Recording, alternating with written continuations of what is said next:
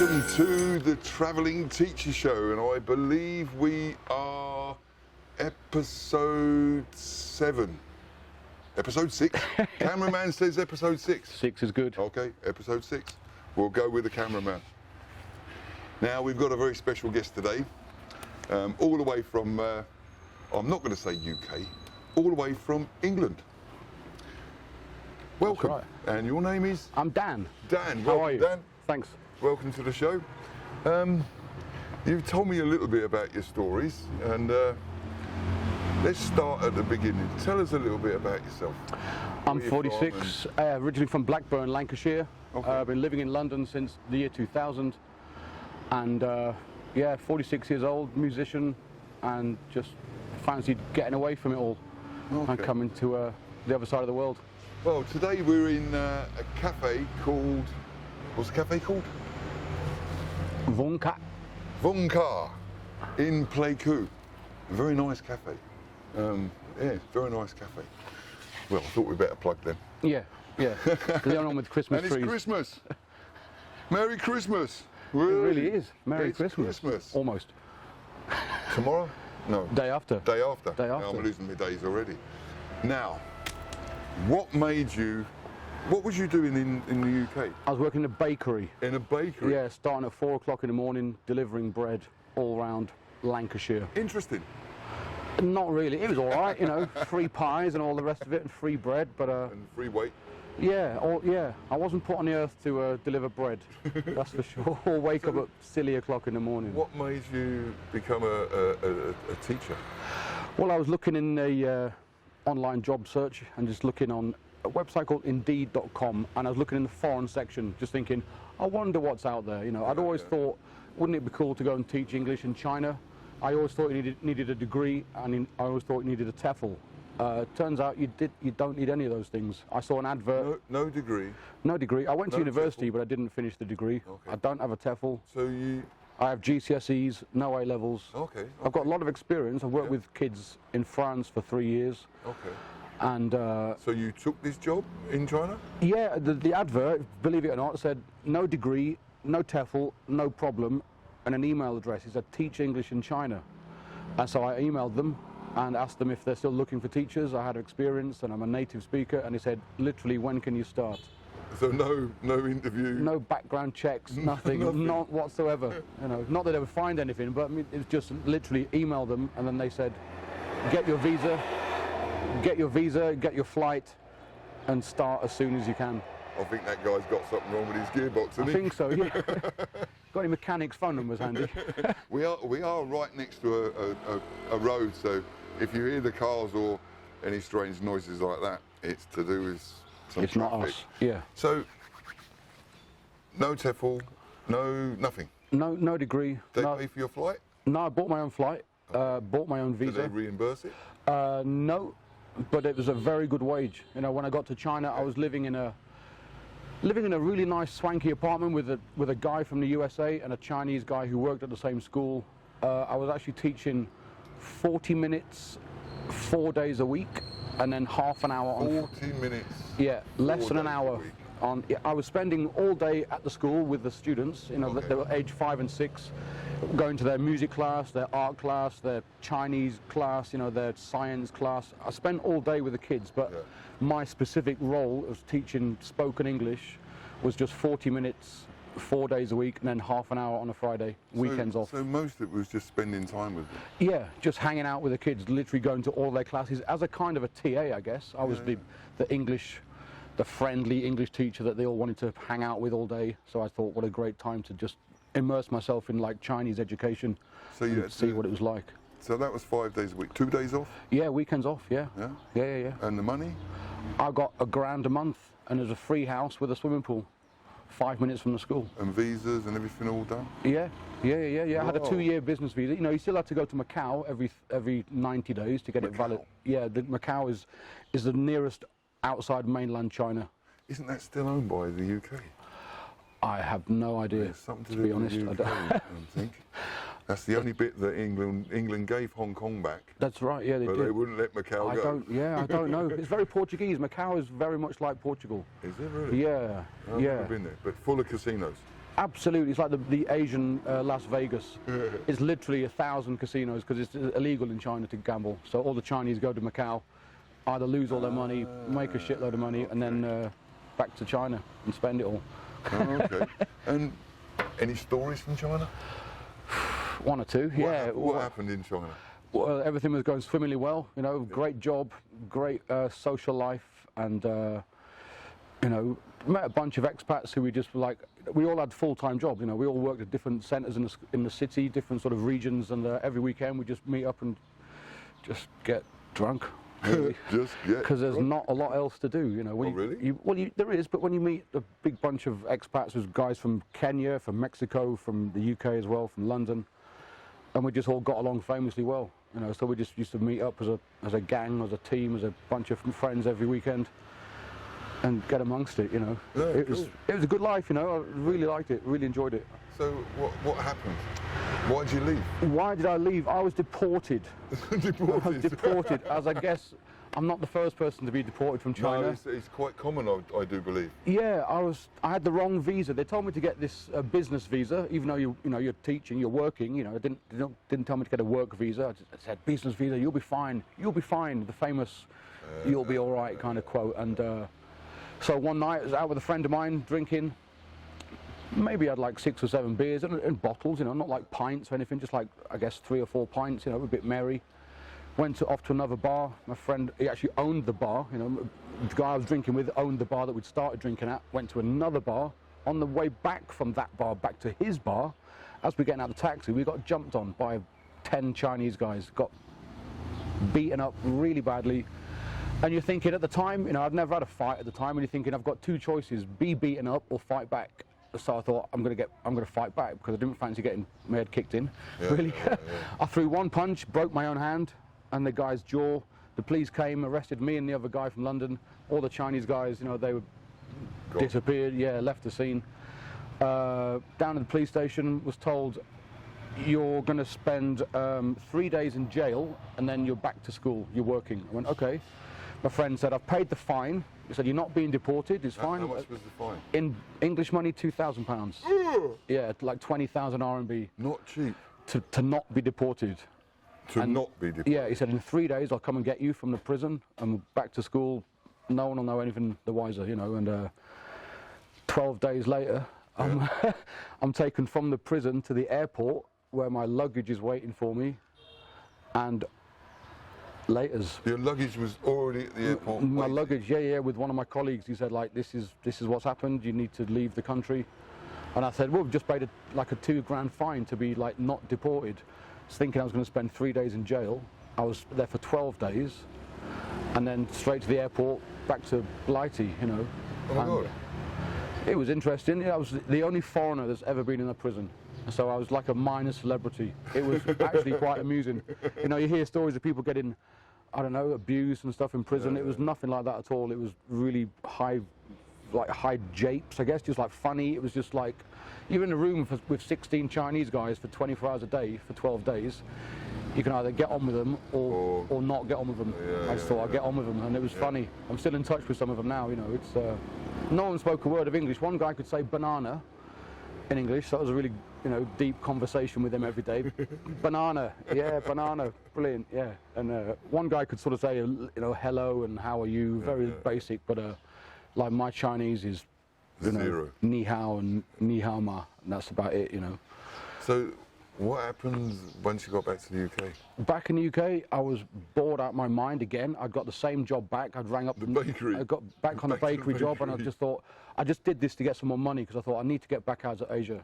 I really did. Living, you know, I was staying at my brother's house in Blackburn, Lancashire, you know, and it was just depressing from spending 7 months in China, like the other side of the world, in a different culture, and sort of having a nice job, a nice house, nice wages, nice friends. I was actually dating a girl out there, so sort of all that finished, and I was looking on Craigslist for, you know, teaching English in Asia, I guess, because they said you're banned from China for 5 years. This is 2 years ago, so I've now got 3 years before I can go back to China.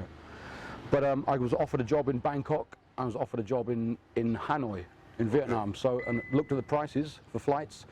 Bangkok was 500 quid. Hanoi was 300 quid. That was my decision. Straight to Vietnam the next day, literally. Yeah. And that was on June the 18th, 2018. So a year and a half later. And you've been here now a year and a half? Yeah, started off in Hanoi, then I moved to a little village called Nui Tan, about 2 hours south of Da Nang, which is... What's Hanoi like to work in?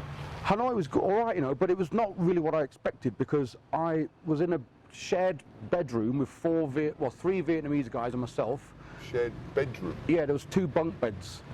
And so there's 4... Hostel? No, not a hostel. It was like a house that it was free, so that was a good thing. But it was just, you know, having 4 guys in a bedroom and none of them spoke English. It was not really comfortable. Yeah, I didn't really expect. I thought, when I got there, I was like, it's not really what I thought it was going to be like, you know. But I just grinned and bared it. I was working 5 days a week at a summer camp, which was brilliant. Apart from like an hour on a taxi and on a grab bike, which is like Uber, you know, grab bike, an hour there, hour back, and then in the evening an hour somewhere else, an hour back. So 4 hours a day just traveling, and as you know as well as I do, a motorbike ride across any major city in Vietnam is a frightening experience. Yeah. Do that 4 hours a day for like 3 months is like, oh my God, you know. So from Hanoi to a little village called Nui Tan, which is about 2 hours south of Da Nang, and there's literally bugger all to do, nothing at all. It's a little village near the sea, about 10 minutes on a bike from the coast.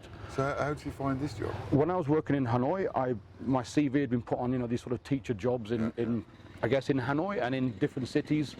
I got an email from somebody who said, oh, I'm living in, I have an English centre in Nui Tan, this little village near the sea. I like your CV, would you be interested in having an interview and coming to work for us and living like for free near the beach? So Hanoi is nowhere near the beach, it's nowhere near the sea, and I thought, you know what, yeah, I wouldn't mind a bit of sea and sand and all that sort of stuff. Yeah. So I went down there, it wasn't really an interview, just sort of turned up, and they said, yeah, you can start tomorrow, you know, you're a native. I thought, perfect, you know, but there's nothing to do. There was absolutely nothing to do. All the shops shut at like 7, 8 o'clock at night, so you literally twiddling your thumbs for like several hours, just thinking, oh, I don't know anyone, I don't know what to do. I met a girl from South Africa who's the only other foreigner in that village. She suggested that I go to visit Da Nang. Okay. Because she said, there's nothing for you here, Dan, man. You come from Hanoi to this little village. The difference from the capital city in Vietnam to literally one street. It's a village of one street and one English centre, one shop, one restaurant, no bars. Loads of coffee shops and karaoke, obviously. But if you're not into karaoke and coffee shops, then there's literally not much else to do. But I went to Da Nang and I loved it, and I've been there 14 months. So who's you work for in Da Nang? In Da Nang, I've worked for several different companies. Started off working... Any good companies? There are some. There are some which are good. There are some which are not so good. What I found... Let's start with the not so good. The not so good ones, right then. So, people should work for these or shouldn't? Just be aware, when you get offered jobs in Vietnam or anywhere in Asia, I suppose, just be aware of what it involves and what they're expecting you to do. Yeah. My first full-time contract, they said it's going to be, you know, I guess full-time hours, full-time wage, like Monday to Friday, you know, perfect, you know, really good, got on really well with the manager, had a really good interview, we sort of clicked, and signed the contract for, you know, a year. I thought, this is perfect, you know, like I'm got some good money coming in, pay my rent and all the rest of it. The very next day, I got a phone call saying, oh, the centre's closed down. There's no job, there's no, like, you can't work here. I was like, well, you told me yesterday it's a full-time job, and I thought, surely, as the manager, you must know within 24 hours if your centre's going to close, you must have some idea. Yeah. Apparently, the jazz hands that means like, don't know anything, don't ask me, you know, so, yeah, from getting your hopes up, thinking, great, I've got a full-time job and a full-time wage and all the rest of it, to then 24 hours later, you're thinking, ah, shit, I'm back to square one and I have to start looking for a job again. So what happened then? I got another full-time job in kindergartens, which is really good, you know, working with kids 5 and 6, which is the same age I'd worked at in China, the same age students. They said it's full-time. Just told me it's like $1,000 a week, a month, which is pretty good, you know. $1,000 a week? Ooh, that's not bad. $1,000 a month, you know, easily covers your rent. And living in Vietnam is so cheap, you know, the food and drink and rent is cheap. And within 2 or 3 weeks, my full-time hours have been cut to 2 hours a week. And I'm thinking, hang on a minute, this is supposed to be full-time. There's no contract, no signed agreement, just a verbal agreement, you know. So yeah, just for other teachers coming out to Vietnam, and just be aware that, you know, even though I've got qualification now, I do have a TEFL now. I still don't have a degree, but you know, if you're a native speaker, which is a massive help, Yeah. and if you've got a qualification, which I've got a TEFL, which is good. You know, when I was in the UK for a couple of months between China and Vietnam, I started doing a TEFL online, and it was all based on learning or teaching grammar to adults. And I'm thinking, I've been teaching vocab to kids. I've never taught, you know, the past plural participle of whatever. It doesn't mean anything to me, you know, and I wasn't teaching it, so I kind of didn't finish that TEFL. Even though I'd started it, I was always saying, oh yeah, I'm halfway through a TEFL qualification, to make it sound like, oh, this guy sort of, you know, he wants to get his qualifications, but I didn't, to be honest.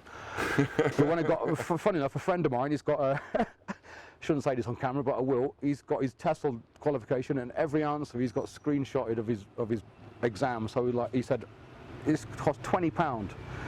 To get a TEFL was £20, and he gave me every single answer, which I obviously, you know, number 1, that's B, number 2, that's D, number 3, that's A and B, 100% on this TEFL, and so that's a fully accredited TEFL certificate. So now, being from a, you know, native speaker with, I guess, 5 years experience, I lived in France for 3 years and taught there years ago, but even still, you know, experience counts for a lot. Being a native counts for a lot. Yeah, no, for sure. But just, you know, just be aware of teachers coming out here to get a job. A lot of people are just travellers. They come out here to do a bit of backpacking. They think I'll do a bit of teaching to get a bit of money together, but just, you know, just don't always take, to say it's full time, just don't always think, oh, it's always been full time. Yeah, it's not always full time, you know. I've found that myself. Don't never judge a book by its cover. Exactly. Yeah, it's so true. It is so true. And coming away from the teaching side of things, what else do you do?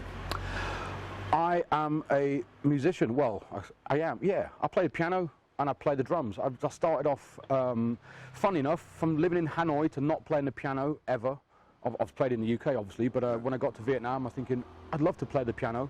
When I moved to Nui Tan, this little village, it's bizarre. I remember thinking to myself, I'd love to play the piano one day. The next day, I move into this house in Nui Tan, and there's a piano in there. I'm thinking, bloody hell. So I'm starting playing the piano again, like every day for maybe a month or 6 weeks when I lived there. When I came to Da Nang, I was thinking, right, I need to buy a piano, because I'd just been playing it every day. I thought, I need to get my own piano. So I bought one, a second-hand piano. A proper full-size, weighted keys, digital. How was that? Oh, digital? Yeah, only like 200 quid, like 7 million in VND, which is like about maybe £220, which is not bad for a second-hand piano, a big old, not an upright piano, you know, electric piano.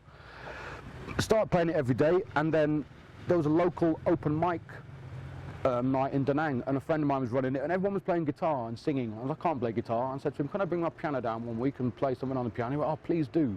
Please do. I went, okay. Played some songs on the piano, mainly Madness songs, and a bit of ska and stuff, and he went, why don't you try singing? I was like, there's no way on God's earth I'm singing in public. You must be joking. He said, go on, just try it. I said, no, I'm too shy. He said, what, you're playing the piano in front of a room full of people? I said, yeah, but that's singing. If you're not a singer, to sing in public is, you know. And one day I went, you know what, sod it, I'm going to sing a song. I sang My Girl by Madness. Okay. And it was all right, you know, I didn't make any mistakes, and it went down well, and I thought, that was all right, actually. I don't know what I was so worried about. So the next week I played a few more, sung a few more. Next week I played a few more, and it got more ska, just played more ska songs in my set, and then I was thinking, you know what, I should make a band out of this. Yeah. Because I've always been a drummer in the UK. I was in a 10-piece ska band in England for like 5 years. And so there's so much musical talent in Da Nang. When I first arrived, I was just watching bands playing every other night and people gigging, and I just thought, right, these guys, I've got bass players, I've got guitarists, I've got piano players, brass section. I've got a 5-piece brass section, so I just decided to make a 5-piece brass section. Yeah, I created a 10-piece ska band in Da Nang called Looney Tunes, and now I'm the lead singer and the drummer. I never wanted to be the lead singer because I was terrified of singing in public, but no one else knew the words. And no one else had that kind of British London accent, which kind of fits with the specials of Madness and all that kind of stuff. So, well, there you go. If you want to see a ska band in Da Nang, what are they called? Looney Tunes. Looney Tunes. Look out for a ska band called Looney Tunes. It's a 10-piece band by the sounds of it. It is. With a 4-piece brass section. 5-piece brass section. 2 trombones, 2 saxophones and a trumpet. We'll have to get you for a coup. Yeah, that'd be great. Yeah, why not? Why not? Yeah. A skank. Interesting project. There are worse things to do, that's for sure, you know. Oh, yeah, yeah. Teaching's all good and well, but you want to do something in like your hobby as well, you know. So does it take much of your time up? Not really, you know, there's gigging quite a lot of gigs, rehearsals once a week, writing new songs, and I've been writing quite a lot of songs as well, because covers are all good and well, but when you start to make your own stuff, that's when it gets interesting, you know. Yeah, it's more fun, I can imagine. Yeah, your own stuff. it is, yeah. And it's a good pay for. I mean, you've got a 10-piece band. Yeah, there's 10 of us. I mean, you know, we've got a. You don't get a lot, yeah, it's all right. People always said, oh, you know, you'll never get paid much if you've got a 10-piece band. I said, it's not about the money for me. Yeah. It's about the music, you know. Yeah. And like the first gig we'd done, I spoke to the guy in the afternoon. I went to see him, and I said, it's going to be busy tonight. You do know that? He went, no, it won't. I said, it will. It'll be busy. I've been advertising this gig for ages, and everyone knows this band's about to do its first gig, and they've all been to see us at the open mic thing, before the band kicked off officially. And it was the busiest night I've ever had. I went to see him the next day. He went, I've made more money in the bar last night than I've ever made before. I've been open about 2 years. I went, well, I did tell you. And you didn't, you know, you didn't believe me, sort of thing. And this is 6 months ago. He's never asked us back. Oh, really? I'm thinking, surely, if you've made more money than you ever made before, because of us playing there, it makes sense to book us again, like, surely. But, you know, he's too stubborn. But we played so many gigs, and every gig we've done has been ram-packed full. You know, and other bands and other musicians in Da Nang have said, like, we've never seen this. We've never seen a band start from scratch. But a ska band is a lot of fun, and people have a lot of fun. It really is. Lots Yeah, of yeah. jumping around And the Vietnamese who've never heard ska, they all love it. You know, it's like, God, what is this music you've brought to our country that we've never heard of, and we all fall in love with it. You know, actually, which is reggae. cool. Yeah, they do. Reggae. They kind of know Bob Marley. Yeah. Well, who don't? Exactly. Yeah, if you don't know Bob Marley, It's then a little bit different. exactly. Yeah, and it's just music to dance to. Two-tone? Yeah, all the two-tone stuff. the The stuff. Specials, Madness, Bad Manners, the Scatterlights, the Beat, the Selector. All of this kind of Well, the you whole heard that on the- genre. You know, the British two-tone scene is still going strong today. You know. Well, you heard that direct on the Travelling Teacher Show. If you want to see a real ska band in Vietnam, look out for Looney Tunes. Looney Tunes. Looney Tunes. And that's about it from us today. Brilliant. Thank you for coming on the show. You're welcome, Jim. Thanks. Interesting Good to meet you. stories. Yeah. What would you advise about people going to China? Because there's a lot of people There are. thinking going to China. Yeah, just go for it, you know. I mean, don't, just because I've had a bad experience, apart from that one day, it was amazing. I was there for Really? 7 months. It was, you know, the best time of my They life. pay you on time. Every month on time, in a Chinese bank account, you know, and you just kind of, you hardly anything to spend it on. Because you're working 5 days a week, you're drinking 2 days a week. You know, there's nothing much to spend your money on. So it's, China is I really enjoyed it. I loved it. It's in the south of China, in the Guangdong province, and boiling hot. You know, a real culture shock, but brilliant. You know, to sort of land in China and not know a single word of Chinese, not be able to read any Chinese. And what advice would you give on coming to Vietnam? Absolutely, go for it. Definitely, if you're thinking about coming to Vietnam, don't hesitate. Just book yourself a flight. You know, I found it was, even though Vietnam's further away from the UK than Thailand, it was £200 cheaper to get here. Looking at a map, you've got England, Thailand, Vietnam. You would have thought it'd be closer and cheaper to get to Thailand, but it was almost double the price. So go for it. That's the advice from Dan. Yeah. If you want to see Dan, Da Nang, Looney Tunes, and thanks for your input and your stories. No worries, Jim. Thanks very much. Especially going to prison, man. I know. That was great. It was. Okay, guys. See you on the next show. And happy Christmas. And a Merry New Year. And a Merry New Year. And all that nonsense. Okay.